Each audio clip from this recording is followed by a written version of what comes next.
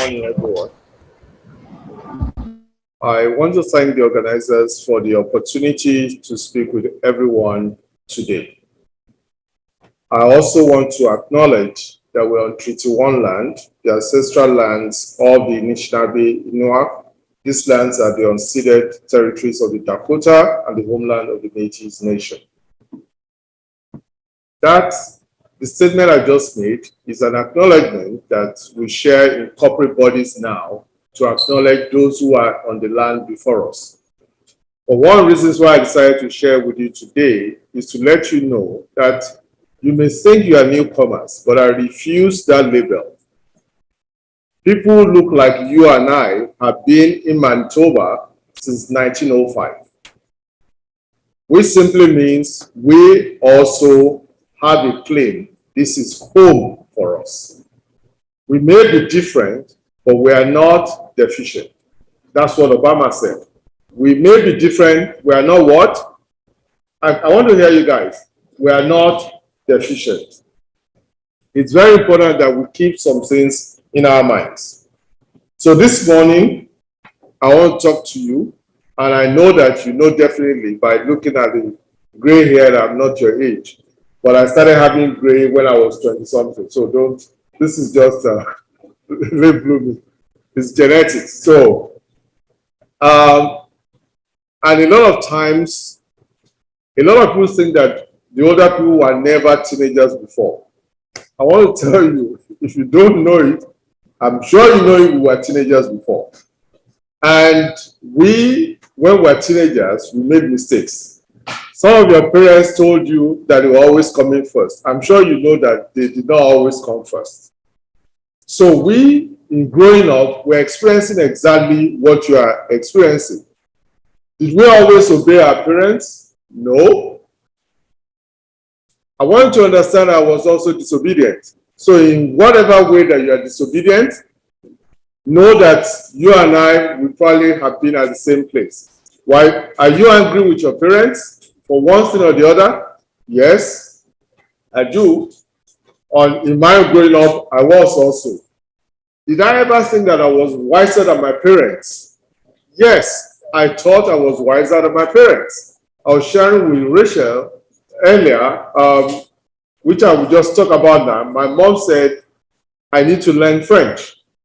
And I was looking at her, what the heck? What do I need French for? She got me a private teacher. I will go to the lessons. At the point I stopped going. Did I regret it? I can tell you, I do regret it. I will still talk a little bit about that. Now, what I want to share with you is talks about the fact that looking at our future, how do we avoid repairs? Many of us, maybe we are 40, we are 50 or 60 in this room. There are things in our lives that we wish that we could have done differently. There are lessons we thought, if we had learned at that time, maybe we would not have made the mistakes that we have made.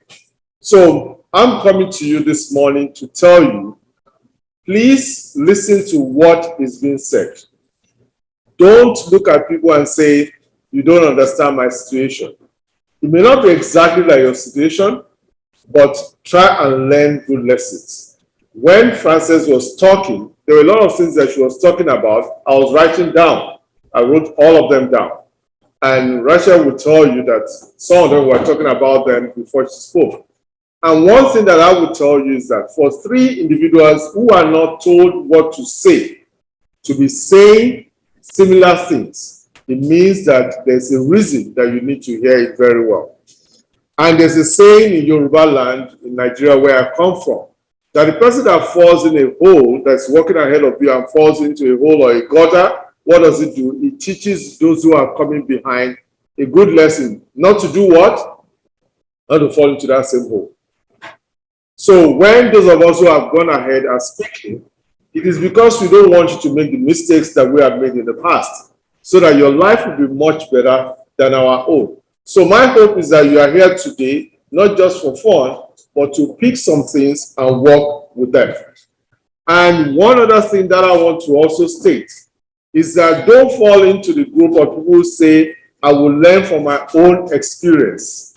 It's only the foolish person who can learn from somebody's experience, decides that he must experience the same bad thing before he will make a change. So I just want to encourage you to please listen very well.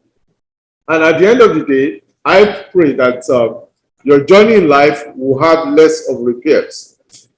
When we talk about being a Black Canadian immigrant youth, there's a lot that rests on our shoulders. And my hope for each and every one of you is that you will all be vessels unto honor. You will not be vessels unto shame. You will not bring shame to your family. You will not bring shame to your heritage. You will not bring shame to the Black race. Do you get what I'm trying to say? Guys, look up. Do you get what I'm trying to say? When there is a crime in the city, and the crime is committed by somebody not like us or not indigenous, they don't mention the race. But when it's committed by somebody who is Black or who is indigenous, they will say a Black person, they will say an indigenous. Why do they always mention that? It is not a good thing. So, and I want you to know that wherever you go, you carry the responsibility of our race with you. Whatever you do is important because people stereotype a lot of things, and I hope that you get that message very clear. So I'd like to talk a little bit about some of my mistakes. I say the first one is letter to my teenage self. Like I mentioned earlier, if I was wise, I would have listened to my mother. She was a school teacher, but she got me a private teacher in French. She had an idea at a point. I asked her, why did you ever send me to a private teacher in addition to school? She said, I had this vision that maybe you will end up in France. Maybe you will do medicine. She was thinking France. Where did I end up? Canada, bilingual. But I didn't see any reason for it. If only I had just trusted that my mother has my best interest at heart, and I have followed as an obedient child. When I got into Canada, there were opportunities to work for the federal government, but I couldn't because I didn't have French. Then, even before I got to Canada, my regrets started in Nigeria. I had the opportunity of serving a church as assistant director of missions. And I had to go to countries in Africa where they speak French. So my administration, my effectiveness was reduced. So I had to go back to Alliance Française at age 30 or thereabout to start trying to learn French so that when I go to those places, I can make some statements. And why I say it's a regret is that even when I got into Canada, when I started working, I was 47 years old. I went back to St. Boniface to try and still pick up this same French. But when they told me I needed to do an immersion program and I have to go to Quebec for 6 months or something, I'm saying, how am I going to feed my family? So I just abandoned it. But I always remember, if I listen to my mother, I won't be going through all of that.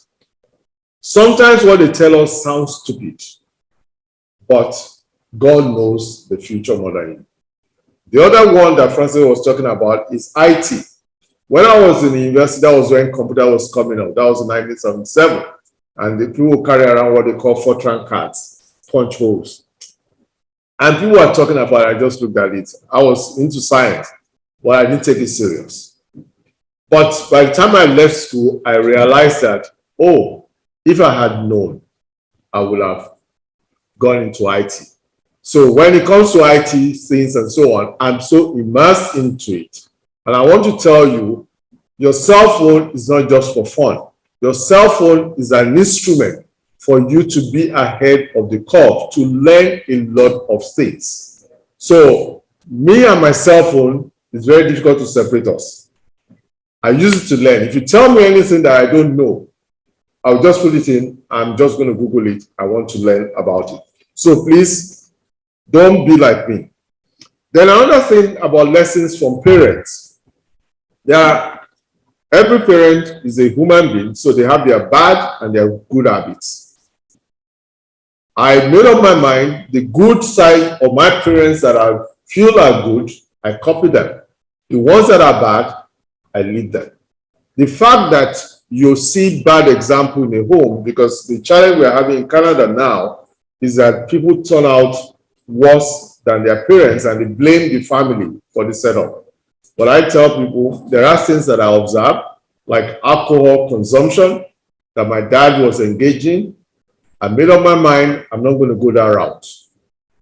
I wasn't a born-again Christian. I just knew that alcohol was not going to work for me. And how? I was foolish. I tried it. My friends would go out and buy drinks for one another.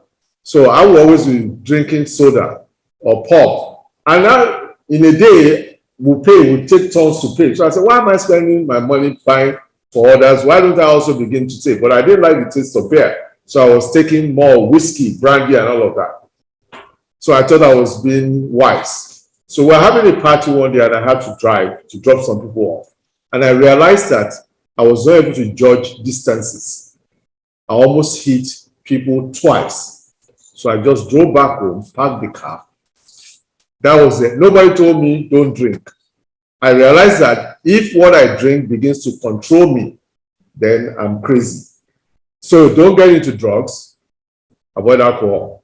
And when I'm talking about hard alcohol, yes, you may read somewhere, but just be careful, especially you ladies, because you never know what will happen into it. So I just want to encourage you on that. And I learned a lot. When it comes to financial literacy, I got it from my mother. My mother was a teacher, but when it comes to writing, budgets, and so on. So whatever they are teaching you here, please, there are good things that you need to pick and you need to run with. You can start from where you are at this point in time. And another thing about it, because wife was talking about purpose, which I will get into. One of the things I picked from my parents was their large hearts in terms of welcoming people into the home and training people. And I will tell you, I came to Canada at age 42.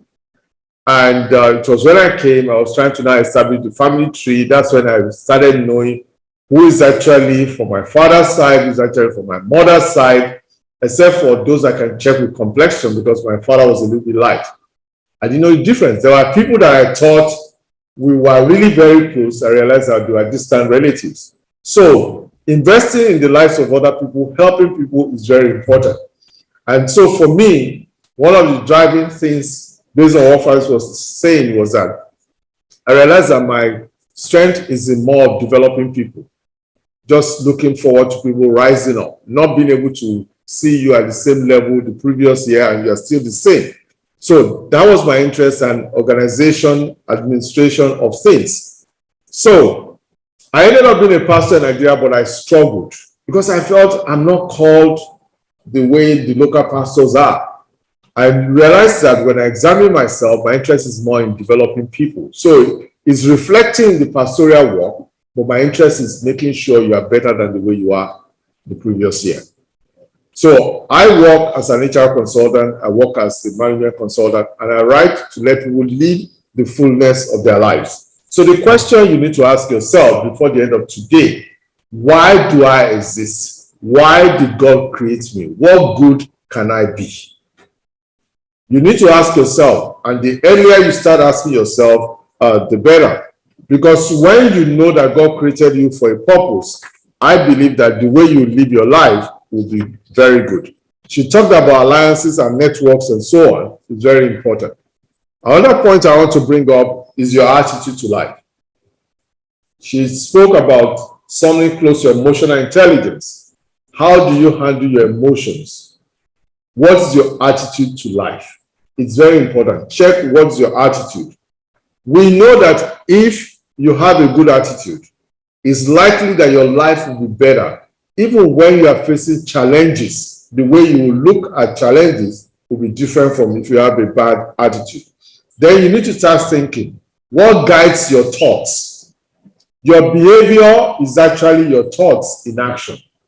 So what is guiding your thoughts? So I hope that is the word of God that will be guiding you. Then Frances also spoke about this. I was just laughing when she was talking. Be your best self. Think about the future, what you want to be, and start making plans towards getting there. I want to encourage you to please do that. And list a couple of skills that I think you should consider. Your ability to work well in a team. You must be a dependable person. You must be adaptable. You must be flexible. You must seek to solve problems. You must be creative in what you do. And last but not the least, you must be humble. And my last point is, I want you to see yourself as a business.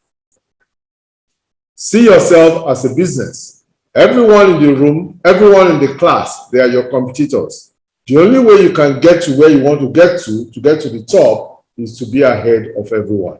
So I hope that you listen well. Don't waste today, and God will bless you.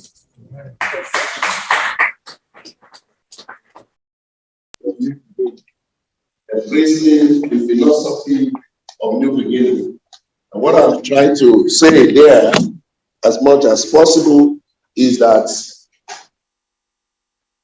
for this program is designed to help you prepare for your future. However, many people always start. For instance, in the beginning of the year, you see people make many resolutions. Is anybody in the class who has made resolution before? Hello? Anybody who has made resolution? We don't have time. How much did you go with your resolution?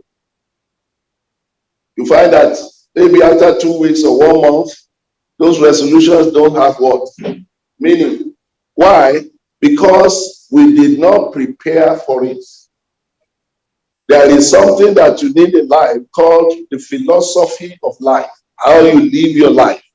And if you have been making different mistakes, which is called failure, judgment, and errors, and you do not do anything to change that, and you don't think you are starting fresh, you are going to still end up where you are. For instance, somebody is in school, he failed, and maybe the parents appeal to him and so on, and then he goes back to school. But what made him to fail, he didn't change it. He will still fail again. And so please, because of time, I don't have time to share that, but I sent the video to the director who will help you with that.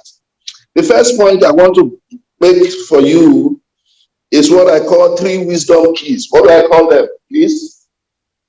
I'm a lecturer, I'm a professor, so if I relate to you as student lecturer, please feel free with me. Amen. How many wisdom keys? Number 1, wisdom is knowing the next thing you want to do. You must be able, the last speaker just spoke about decision making. But the first thing is that you must know what you want to do. What you want to do. And that's what they call wisdom. Wisdom number 2, key number 2 I want to give is skill is knowing how to do it. You know what you want to do, but if you don't know how to do it, you are still lost. All this program you are attending today is to give you number 2. Most of you don't know number 1 now. You don't know what you want to do in the future, whether you want to become an engineer, you want to become a nurse or something. Most times you see people talking about, well, I don't know. But the truth remains that at one point you will know. But when you know, the next thing is, how do I do it? And so that's wisdom number 2 that I want you to take home. Skill is knowing how to do it. Number 3 is virtue. Someone say virtue. Say it again. Virtue is doing it. I had Sister Folution now just say knowledge is power. I tell people that is half truth. Knowledge is power when you use it. If you have knowledge and you don't use it, you will still be where you are. So, as much as possible, I encourage you, wisdom number 1, apply wisdom to know what you want to do. Key wisdom number 2, have the skill to do it. And number 3, do it.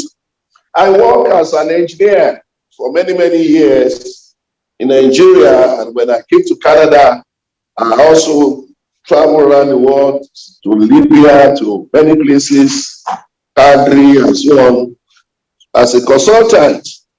While I was working in Nigeria in the refinery, or oil and gas, as you call it, every company has what they call standard of practice. In our time, what we use is what they call TQM. TQM is called Total Quality Management. The principle of total quality management is do it right the first time. What did I say? Hello? Now that's what we are here for. If you don't want to fail and then repeat again, do it right the first time. Total quality management is an ongoing process of detecting and reducing or eliminating errors. Those of you who have gone to church or heard about the church, you must have heard about the prodigal son. The prodigal son was one boy who messed up because he didn't know how to do it right. So he found himself eating with pigs and couldn't even get that. He made that mistake. So in Luke chapter 15, he said, I will arise and go to my father, and will say unto him, Father, I have sinned against thee and before thee. And then he went back. So he repaired himself, right? But he had a brother who did it right the first time. He never went away. And the whole concept of what we are here to do is that when I came here, please permit me about this illustration. When I came here about 20 years ago, I had what they call teaching people how to write resume. And I had a PhD in chemical engineering. So I told them, how can I be spending 6 weeks to learn how to write resume? But every opportunity has, every thing that happens to you is an opportunity for something. So in that place, I share with, I met somebody else who was an engineer who came from China. And I was sharing the gospel with him. And he said, fine. He gave his life to Christ. And by the grace of God, we started a church somewhere in Etobicoke here in the West End. And he was living downtown. I was inviting him to come. He kept telling me, oh, it's far. Amos, I will come. He never came. And one Saturday, as usual, as I invited him, he told me, oh, no, I'm not going to come. I was told you are telling me lies. There is no heaven. There is no hell. So I said, who told you? He said, it doesn't matter. But I'm told you are a liar. So I asked him, where did you come from? He said, China. I said, fine. Now, do you like what you see in Toronto? He said, of course. Everything is this. I said, are you aware they put prison? Yeah, in Toronto. He said, not quite. I said, you are smart enough to know. So why do they put prison in a beautiful place like Toronto? He said, he doesn't know. I said, you are smart enough to know.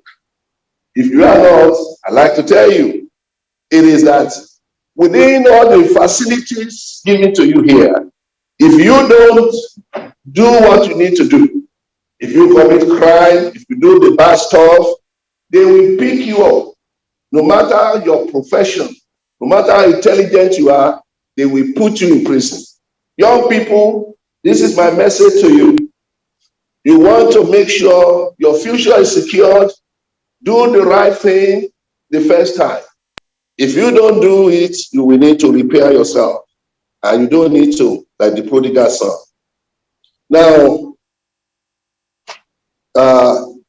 I want to use another text. I'm surprised we are not able to project this because I work hard to make that happen for you, but sorry about that. There's another text I want to share.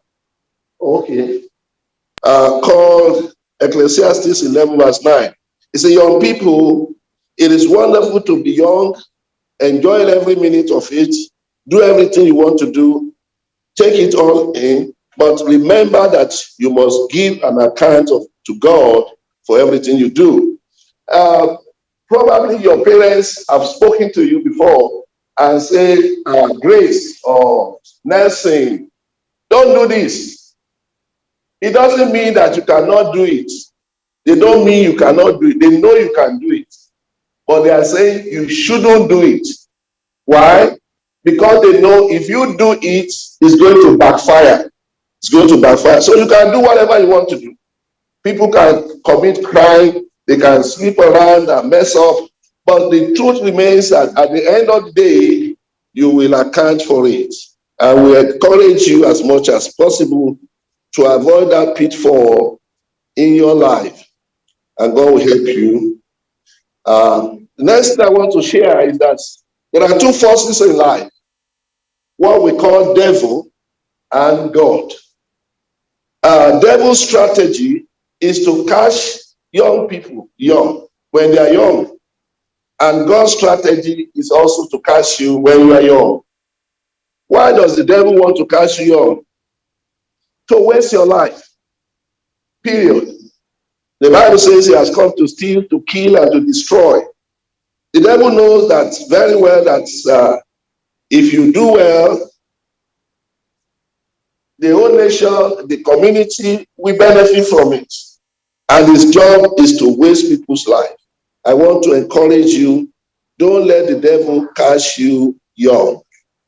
What does it do to catch people young?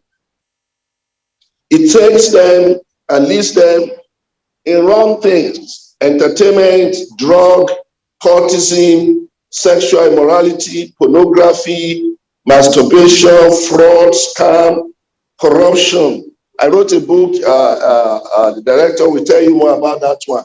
Those are the things the devil leads you to. And those are the things that when you engage in it, even at the end of the day, you will need to repair your life. And so as much as possible, I encourage you, avoid those lifestyles so that you will not need to repair your life. Number two is God's strategy.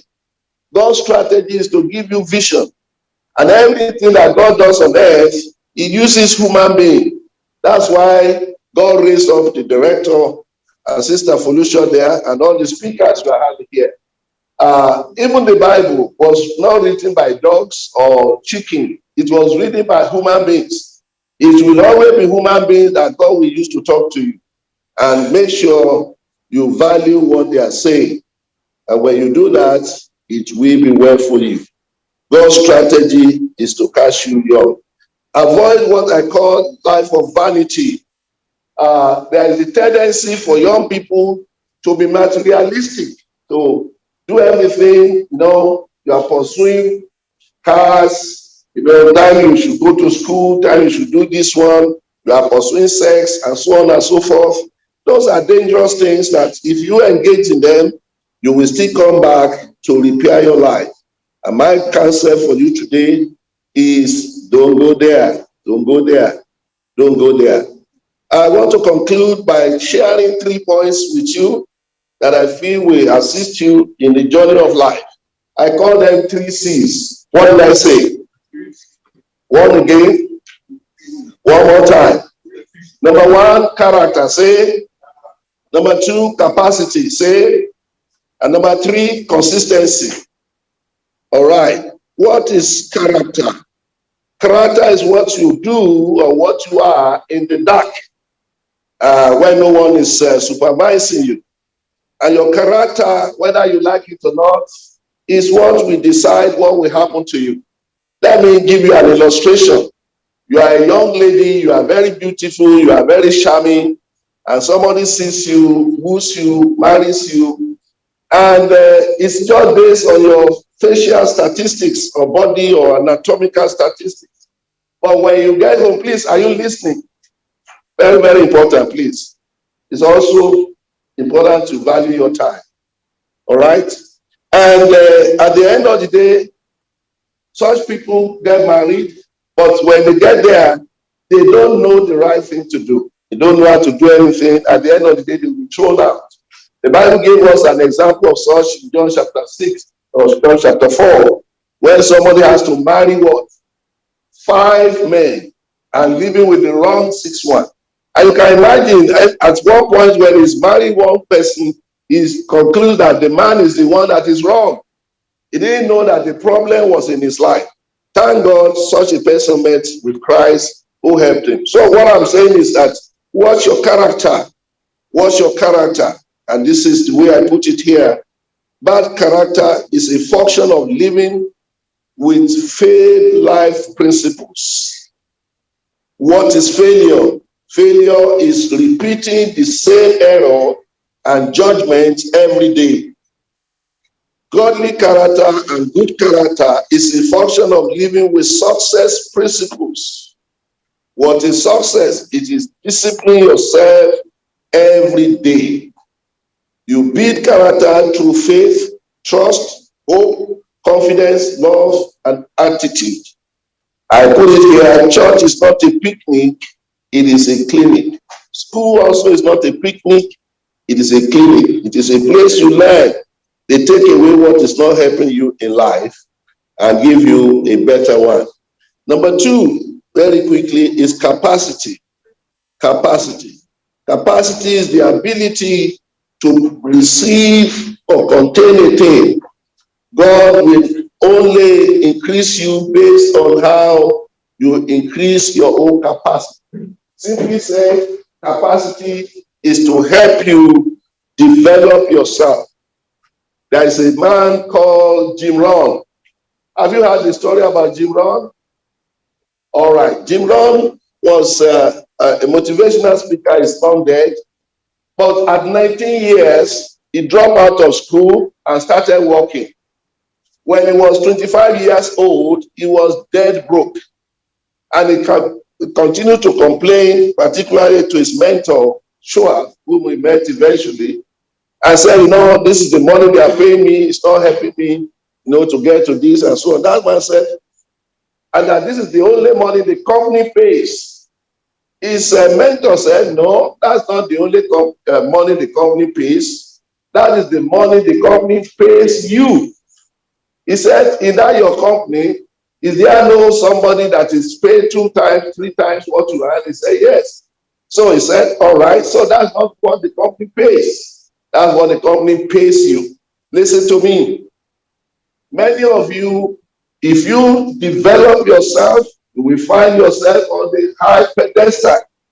That is human capacity development. If you fail, you ignore school, you ignore reading, and all those things, you will need to repair your future. And what this program is about is to prevent you from repairing your future. And last but not the least is what I call consistency. Consistency. Consistency is how to be consistent. Whatever we are hearing now is not strange. There are things you know. But people don't succeed in life, not because they don't know the right thing, not because they don't do the right thing, but because they are not consistent in it. When you see people who become champions, maybe wrestlers, maybe athletes, Joe Boston and all those people, the difference between them and you is that they are consistent in their training. When they are consistent in that training, they become champions. They stand out. But you that you do it occasionally, you find that you are nowhere. I once asked the youth in the church one time, I said, who decides to go to Olympic? And someone said, the government, somebody said this. I said, no, it's not the government, it is you. If you develop yourself, develop your capacity, which is by being consistent, one day they will hear of you on CNN. Somebody say amen. You didn't hear me. Amen. It's too strange. So we are told here that we are working on biblical principles. All right? So please, let me give you 5 things of 5 ways to create consistency. Create specific and realistic goals. Create a schedule for yourself. Place reminders around your home and workplace. Make promises only if you can keep them. Reward yourself when you get something done. 5 areas to be consistent. Number 1, be consistent in developing yourself, your godly character. Rome was not built in a day. Number 2, be consistent in disciplining yourself. I will not go to parties. I will not smoke. I will not commit adultery. I will not, I will have good marriage and so on and so forth. Be consistent. And number 3, be consistent in reading, in studying. You heard the first woman there said, I read a lot, I write a lot. That is what makes people who they are so that they don't regret their lives. And number 4, be consistent in prayer. Listen to me. We are in a generation, look at me, who thinks that going to church, praying does not matter. Don't deceive yourself. The world we are is wicked. We are susceptible. It's very easy to do the wrong thing. The only way to overcome that is to call on a higher power, which in this case we call God, to help you. Isaiah 50 verse 7 says, for the Lord God will help me. I've decided to set myself like a flint. A flint is even more or harder than diamond. It says, so that I will not be put to shame. My prayer for you is that you will not be put to shame. Be consistent in your prayer life. Be consistent in fellowship.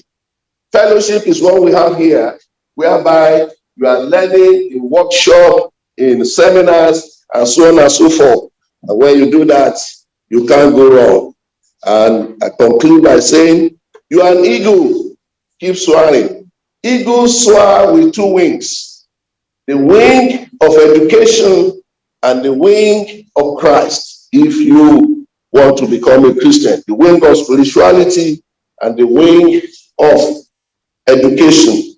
I don't know where you came from, but I came from a very small village somewhere in Nigeria. But I have been to over 80 nations. That's right. And what made that possible is 2 wings. The wing of education and the wing of Christ. Thank you for listening. And be blessed. Am I allowed to say praise God because I'm a pastor? Praise the Lord. Hallelujah. It's a pleasure for me to be here this morning at this Immigrant Youth Camp Out with the theme, Your Future, Prepare to Avoid Repair. It's a privilege that I'm called to address this vibrant youth that hosts the key to the future. The mistake this generation will make and that we cannot afford is to ignore the youth or not to pay adequate attention to the challenges and the peculiar needs of the youth at this critical time. Our refusal of failure to invest in our youth, particularly now, is to jeopardize our future. So it's very, very important to do what we are doing. And that is why I need to give thanks to the visionary of the Covenant Information and Empowerment Service, Pastor and Pastor Mrs. Atilola, and I want us to give them a round of applause. God bless you. Thank you for all your efforts. I need to thank everyone that has put effort to facilitate this event taking place today. What is taking place today took months, not weeks, and definitely not days to plan. Mrs. Atilola, the director of CIES, had to make a trip to Windsor in June towards the preparation of this one-day event. We're talking about prepare to avoid repairs. So when you see things happening today, it didn't just happen like that. When you see any successful thing happening, it takes effort. You got to know that. It don't just not happen. Even the speech that I'm preparing, I had to reason and think. So for everything you do, don't let anyone deceive you. You got to prepare. She spent about 4 nights in Windsor as our guest. And many people assist her in locating this place, organizing everything you're seeing today. And I must not leave them out. I need to give them thanks. Pastor Tony, Pastor James, even my son, Mayowa, my wife, Dr. Loretta Balogun, contributed in no small way to make it happen. So even if they are not here, know there's some unseen hands that make things happen. I should not forget to appreciate Mr. Atilola and their daughter, Tony. They have been here on Tuesday, since Tuesday. They didn't just come and you see things happening. Trying to tie the loose ends together, trying to make things happen. And I don't want to mention what they have been doing for months, probably for years, thinking about this vision and how to impact upon the youth. I'm saying all this so that you know that things don't just happen. It has to be deliberate, it has to be intentional, it has to be well planned, and it takes effort. There's no doubt that you have the competence that is required. Oh, sorry. The list of my appreciation is unending. I need to thank the facilitators and the speakers, all the ushers, the caterer, Mrs. Atere. But my biggest gratitude and thanks go to all of you who have come to attend, because without you, there's no reason for us to be here. Before I take my seat, I just want to encourage all of you as youth. Right now, as you are sitting here, be telling, call, tweet, text all the people that are going to be here, because we are not here to joke. And like I've told you, a lot of preparation, a lot of effort has been put into this camp out to make sure that you have a bright future. I want you to take advantage of this meeting and this camp out. Listen attentively, take notes. It will help you. Don't be an onlooker. Don't be a spectator. You got to be an actor. There's a lot that is happening in our society now. Alcoholism, drug addiction, and all kinds of things. As immigrants coming from Africa, there's a lot of changes. And so when you see those beautiful things, don't get carried away. Always think about, how did these people make things to look beautiful? How did they get here?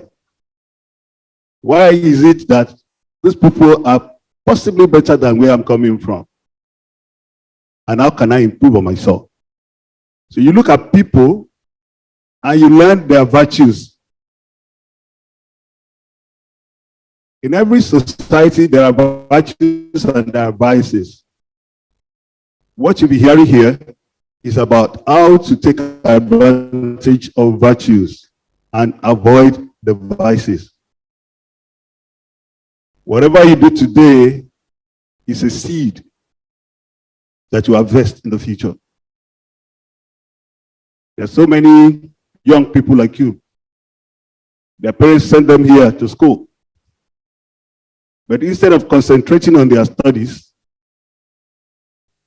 they take to parties, to socializing and enjoying themselves. At the end of the day, there's a problem. And here, when you drop out of school, because your status here is because you're a student, you drop out of school, you have no status here. And sometimes the problem comes. They don't want to go back to where they're coming from, to their country of birth. They want to stay here because probably this place is better than where they're coming from. And so there's a problem. They begin to hide around. And at the end of the day, you see your colleagues going ahead of you.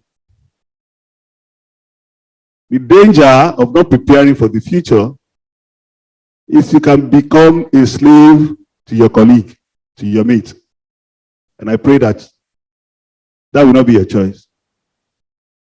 So this meeting or camp out is to tell you and guide you so that you can navigate your path through challenges and conflicts. We all go through that.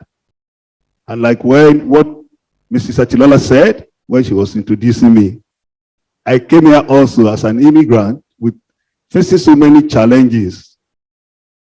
The churches were closing down, and we are coming in to buy churches. So the people are wondering, no bank will give loan for you to buy a church if you don't have your money, because they don't believe this. The church is a prosperous venture. But we came believing our God. They look at us. The churches were empty. There was a church that was supposed, when I came here, that was selling for $1. That's how cheap. Nobody would put a stake. No bank would put a stake on buying the church. I'm talking about maybe 2010, 2012. But we came. We saw the challenges. We made our plans. And we work hard. Today, we are standing. Where even the Canadians themselves failed, we can stand.